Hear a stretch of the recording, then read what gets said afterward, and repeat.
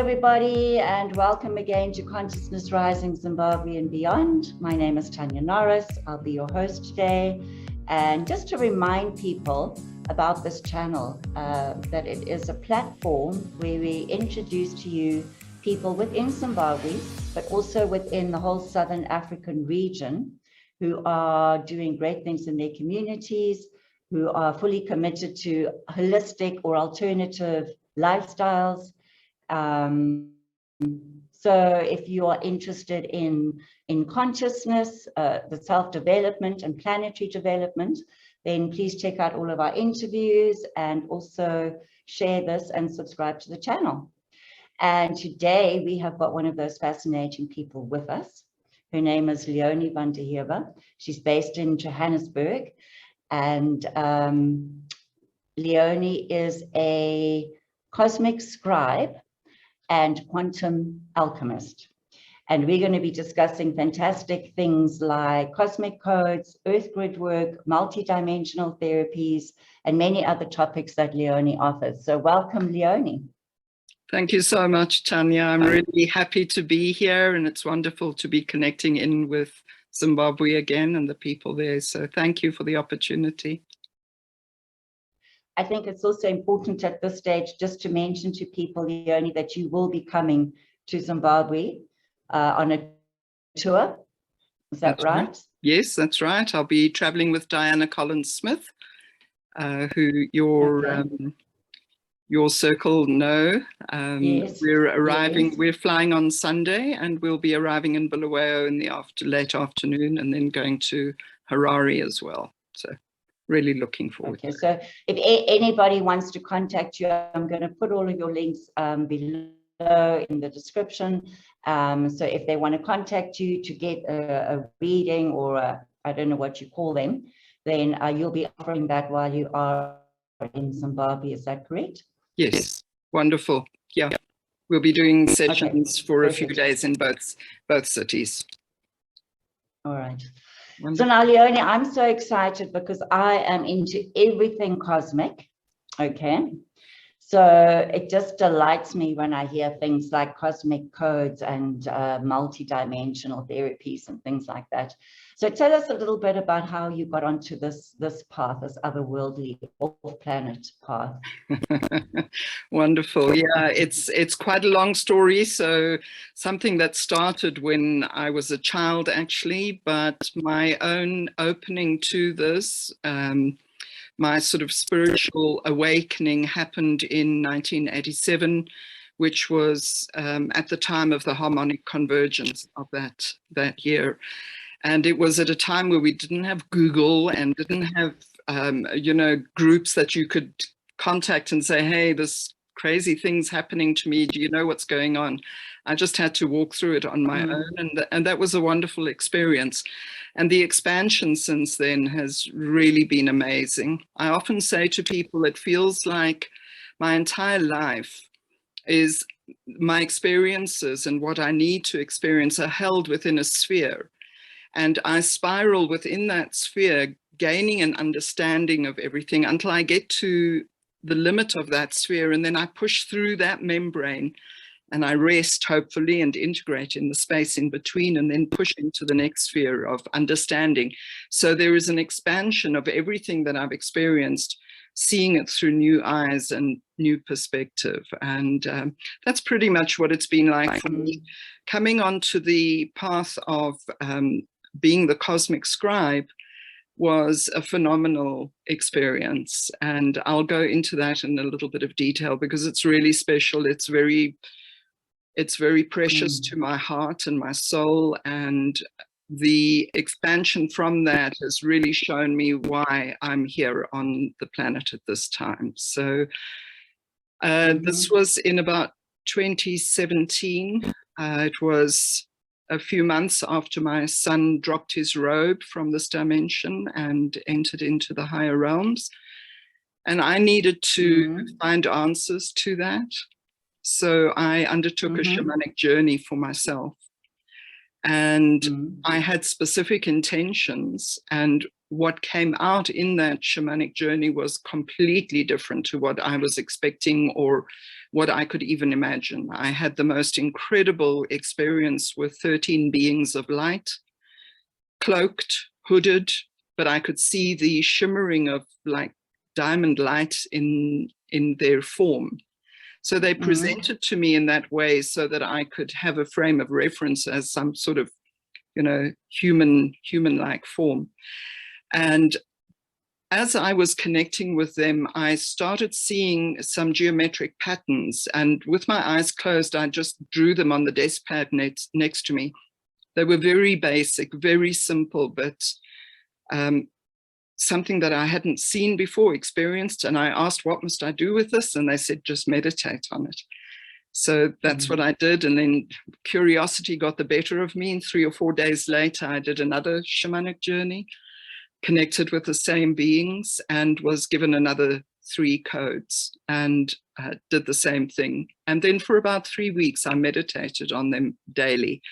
And one day, something happened with an article that I was reading, and it just opened up a vista for me of understanding what the codes were about. It was as though I'd been given keys to a vault, and I could open the vault, and I was like, oh my goodness, this is what this is. And I started scribing. I heard the voice, what I call the voice, which for me is the spirit, this God source, saying to me, you are the cosmic scribe. And I was like, wow, that's a little bit, you know, isn't that a bit big important. and out there? I mean, who calls himself the cosmic scribe? Anyway, I listened because that's what I've been taught over all these many years, is that when the voice speaks to me, I must listen and do. So I called myself the cosmic scribe, and I just started drawing these codes and glyphs, and they started changing and becoming more sophisticated, for want of a better word. And then one day I received, so what happens when I am in dream time, I see these geometric shapes. I see this code and the glyphs and everything in my dream time. And when I wake up, I have this strong urge to draw them out. So I was drawing them on any paper that I could find. I've now dedicated a really beautiful card, and I use gel pens. But at the time, I would just draw them out and then meditate on them. That's what I was told to do. And the one night I received a code, it was so clear. Every single detail of the code was there, and I could see it. And the next morning I drew it out, and that was like an activation key for me, and it's like a jet propulsion into sacred geometry, which has just continued to expand. So and so can I just ask you this, so that sacred geometry, then did you go and start studying it, or were you just getting downloads of sacred geometry? Everything that I do is absolutely experiential and intuitive and taught by spirit. Yeah, I haven't studied it at all. In fact, I prefer to keep myself open, almost like a blank canvas, so that what I receive is directly from source. It's not channeled through anybody else. And that's how I operate. What I love is when I get confirmations from other people who are experiencing the same thing and possibly making a code which is very similar, because that just reaffirms to me that we're accessing the one mind, which is really beautiful. So they're very original and unique. They've got nothing to do with, say, sacred flower and the sacred tree of life and all the other geometric things that we might be familiar with. Nothing to do at all. Often those geometries present themselves in a code that I'm doing, but my process is such that as I say, I see it in dream time, and then I create a sacred space, and I call in my power team to help me with my scribing, and I play beautiful music in the background, and then I just start rendering the code, and it flows. Usually the geometry comes in first, and then I do the scribing, the actual writing. And I don't go into a trance because I'm aware of my surroundings, but in the process of rendering it, I'm in a different space in my mind and in my etheric body. I can feel that. And then I was told in the learning process of being the scribe that I dance the codes to life. So after I finished it, I meditate on it and I dance them into life. And what is so lovely, I have a very dear friend and mentor, Araya, who's the dragon lady. And in one of my earliest sessions with her, she saw me as an Aboriginal woman living apart from the tribe, very nomadic, obviously, and on her own, but walking the land. And in that process of walking on the land, receiving the codes, dancing them to life and bringing the codes to life in the earth and in the grid. So I certainly have memories of that, and it's very much a reflection of what my life is like. And then you said that then you do all the writing.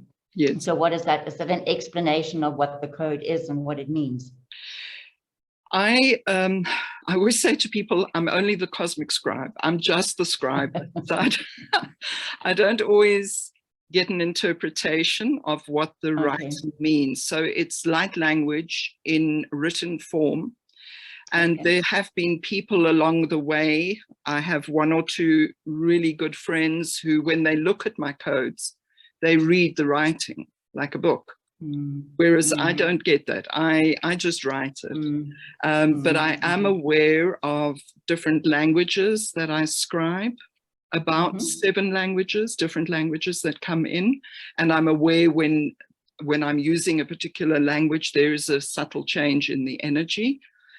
I cannot say to you it's a language from Aldebaran or it's a language from Lyra or whatever. I just know that they are galactic languages, ancient languages. And there was something else I wanted to mention about scribing. Sometimes I will get keywords.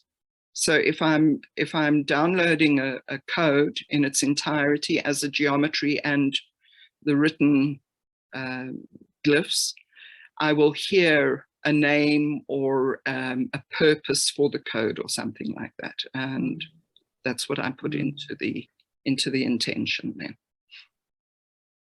Have you got any codes that you can show us or share with us, or just to Yes, get I have. a glimpse? Yes, I have. I would love to. Let me bring that up. So maybe before I share that, just to explain how this evolved and expanded for me, I had an incredible experience one day listening to some music and seeing images on my computer screen, and that birthed in me what I refer to as the Royal Lyran Project. Again, a name given to me. This is the Royal Lyran Project. And I'm like, wow, okay, we'll go with that. And then I started researching and discovered that there were, in fact, Royal Lyrans.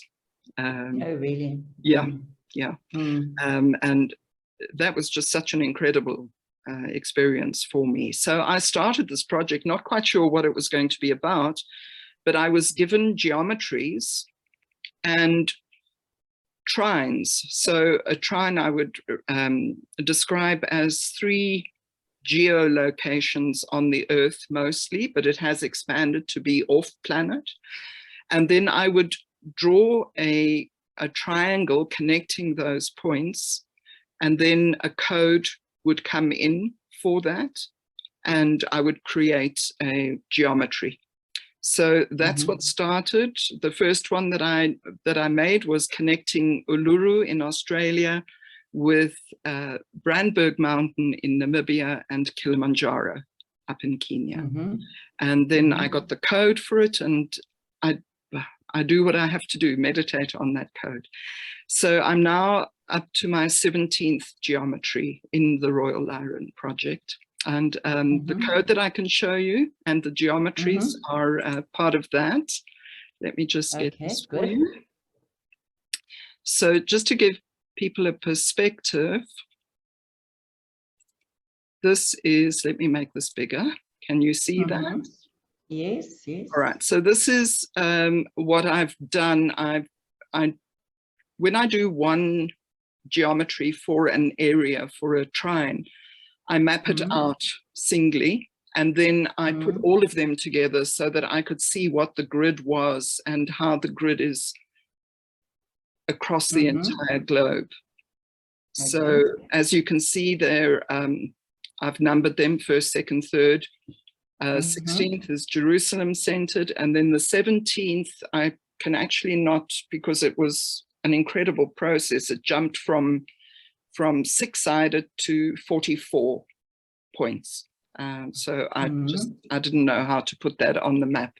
But as you can see, this covers most of the Earth, and it stretches into the higher realms to certain star systems, Alchemist or Lyra, or into the heart, into the diamond heart of Gaia. So let me just take this one away. Stop share of that. And then I want to share this particular one, which is the 13th trine, which I was told would connect Middle Earth with Mirach, which is a star in the Andromedan system, and Sirius A. And actually interesting that I brought this one in today. I just chose randomly, but Sirius is obviously connected with the beautiful work that we're going to be doing in Zimbabwe when we open the Lion's Gate 8th.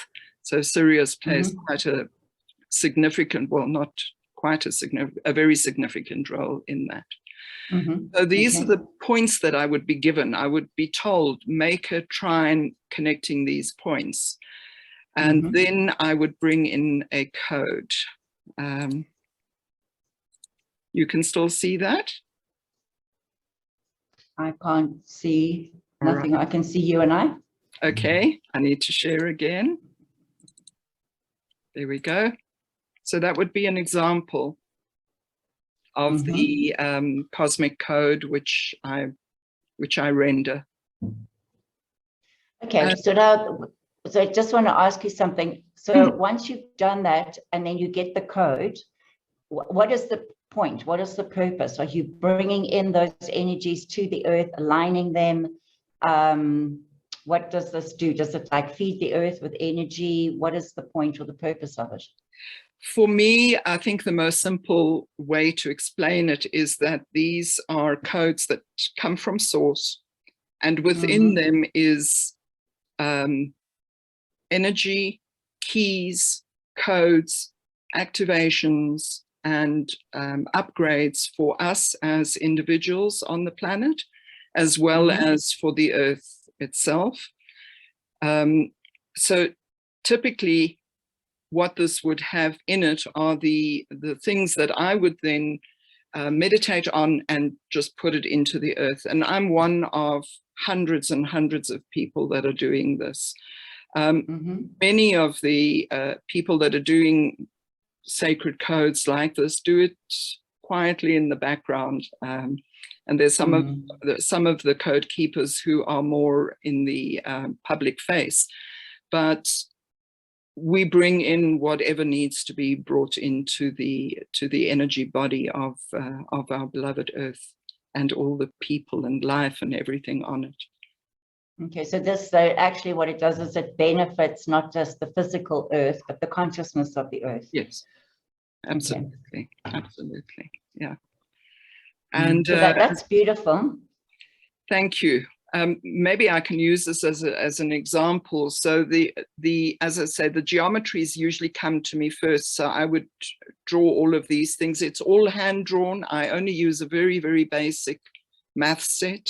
So I have a ruler and a compass, and that's about it. And then I use stencils for the circulars. And then I fill it up with the writing once I know that that is right, and then I do my thing with it, you know, meditate on it and put it into the earth. Okay, and if now, so that is for the Lyran project. Yes. If you were when you're doing codes for individuals. Yes. So we would get something like that, something similar will come through for us individually. As an individual, yes. And okay. In that process, I really trust, because I've brought in some codes that I look at them and I'm like, my goodness, where does that come from? It's so different to anything else that I've done, but that's what it is. Each code is unique to that person. It's as unique as your fingerprint. And if I've brought in several codes for some people over a period of time, and you can see the wonderful progression and what the keys in the code bring to that individual and how they can apply it in their, in their own journey. So what it will offer the individual is also some kind of an upgrade or insights. Exactly. Yeah, very much. All right. Okay. Perfect. I'm going to stop the share here. Okie dokie. Good. Wonderful. So I must just tell everybody that I've spoken to Leone and I'm going to get a cosmic code. Thank you. and I'm very excited. I mean, I don't think that that's really the kind of thing you would share with people, or do you? Is it just something that's quite sacred and you keep to yourself? Exactly, Tanya. What I do say to people is, at least for the first while, sit with the code with yourself. Have it on your phone so that you can look at it often, meditate on it every day, or as often as you are drawn to. Put a printout of it on your fridge or on your bedroom wall or whatever, and keep it within your sacred heart until you feel that you've received everything that you need to from it. And then you can share, of course. Yeah. Okay. No, I just, so this thing keeps popping up here. Let me just turn that off.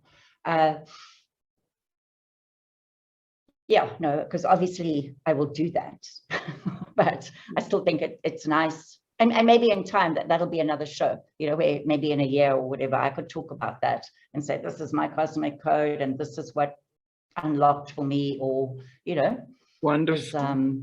Yeah, I'd love to do that.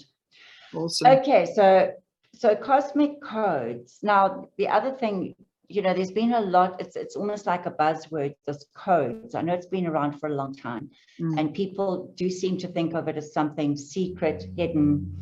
But codes can manifest in many different ways, can't they? It's not just sacred geometry. It could be sound. It could be colors, light. I think that really there are codes, maybe even in your DNA. Absolutely. That I think there's just codes everywhere. So no, I'm loving it. And I love the language. I love that language, because I think that is something that is more pertinent to the age that we live in. Yes, absolutely. A lot to do with sound, and knowing that when you find the voice to express that which is in you already, it's not unique to any particular person. We all have that gift. And when we can let our voice express itself through light language, or what I call the song of our soul, then it's wonderful. It's a really beautiful process. And yes, codes are in everything. I've seen the most beautiful codes in photos that I take of nature, or in the sky, or in the reflection of water, or when somebody is doing some mudras and dancing or anything. The codes are there. For me, geometry is what the universe is made of. No, I agree. And maths and music and musical notes and maths and sacred geometry. And I just think that it's all just so interwoven, Yes. And I think also we have to be at a certain level to be able to recognize that. And, people who are maybe not advanced, say like mathematicians or musicians, they have an innate knowledge of that. They might not consider themselves spiritual or metaphysical or any occult or anything, but there's an inherent knowledge of the maths and the sacred geometry. Absolutely. Yeah. I think especially in music. Okay, so let us just get on to quickly another topic. Now you talk about incension. Yes. Incension. Okay, tell us about that. Right. So that is a name that I chose because we're all going through the process of ascension, raising our vibration, raising our frequency. I believe that everything that we need to make the very best of this journey of ascension is to go within. I believe everything that we need is held within our diamond heart, and that is where all our guidance and support and understanding and wisdom resides.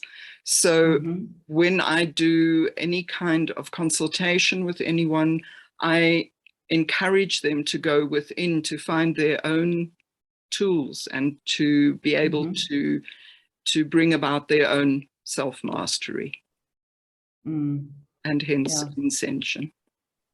That's right. And again, it's spoken about a lot. You know, it's not always about going outward, looking outward. It's about going inward, you know, very often. Yes. We have to remind ourselves about that. Yes, we do.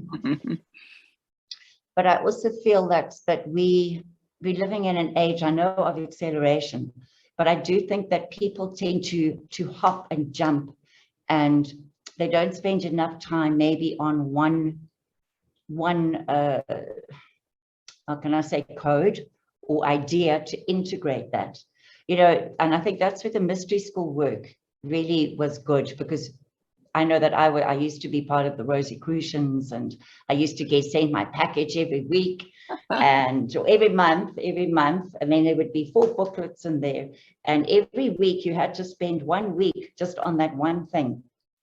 You weren't really supposed to cheat and go and look at, you know, the other 3 next week's thing. Other weeks. Yeah. And it was tough, because now you had to sit and just look, you know, do the candle flame meditation for a week. And I think this is what is missing a lot, is that we're listening too much to other stuff and thinking that we're actually growing. We're growing, and, you know, we're spiritual, and we've got all this information, but the information, I think, is useless unless we actually sit with it and integrate it and take the time. Absolutely. You know, and stop that bouncing around. Yeah, because just because we have the knowledge doesn't mean anything. And I'm just as guilty of this as everyone else, I can tell you that. You know, I'm always I'm like a hedonist. Yeah. Always on to the next new thing and the best thing. But, you know, well, what have you done with that other information? You know? So, but I'm aware of it, so I can keep myself in check. I just think, you know, other people should possibly do that. So ascension, yes, I think it's a fantastic way of describing it. Yeah. And then your Earth Grid work, tell us a little bit about that. So the Earth Grid work is tied in very much to the Royal Lyran project. I do quite a bit of the work through that. And then I will get a calling to just be somewhere. A lot of my journey over the last 14 years, since I've been nomadic and was told by the voice to pack up and be free to go, has taken me to places where I know I need to be physically on the land, to do whatever needs to be done with regards to transmuting possibly discordant energies, or to bring in something new, to revive a place, to close vortices that maybe had been hijacked or were used for negative energies to be brought in, or to open portals so that the divine will can come into our sphere. So that's basically what the Earth Grid guardianship is about. And that's something that I do on my own a lot, but I also work very much with a tight and trusted group of other grid workers, which is wonderful. It gives me great. So tell us a little bit about you coming to Zim. Were you instructed to come to Zim as a collective, your group? And tell us a little bit about that Lionsgate portal. Right, thank you. Coming to Zim for. Thank you that I can share this. I'd been getting the call.